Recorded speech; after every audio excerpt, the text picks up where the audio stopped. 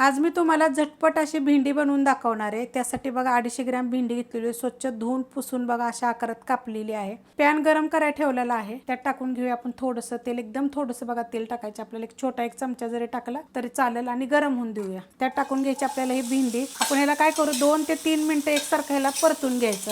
आता बारीक गॅस करणार आहे, त्यात आपण मसाले टाकून घ्यायचे। त्यात मिरची पावडर घेतली, तिखटवाली पण आहे आणि कलरवाली पण आहे। ही छोटा एक चमचा घेतलेला, चवीप्रमाणे मीठ घेतले, थोडीशी हळद घेतलेली आहे, ही चाट मसाला घेतलेला एकदम थोडासा, गरम मसाला पावडर घेतलेला, हे सगळं अर्धा चमचा आहे।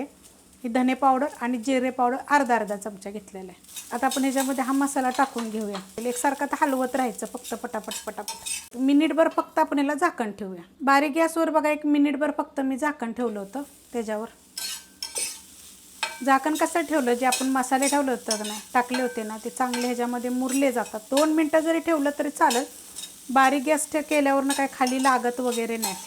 एकदम फडफडीत बघा, एकदम सुक्क असं झालेलं आहे, एकदम मस्त लागतं आहे असं। अजून जर परतलं नाही ह्याला लय वेळ आणि जर नंतर मसाले जर टाकलं ना तर एकदम छान, अजून छान लागतं चवीला।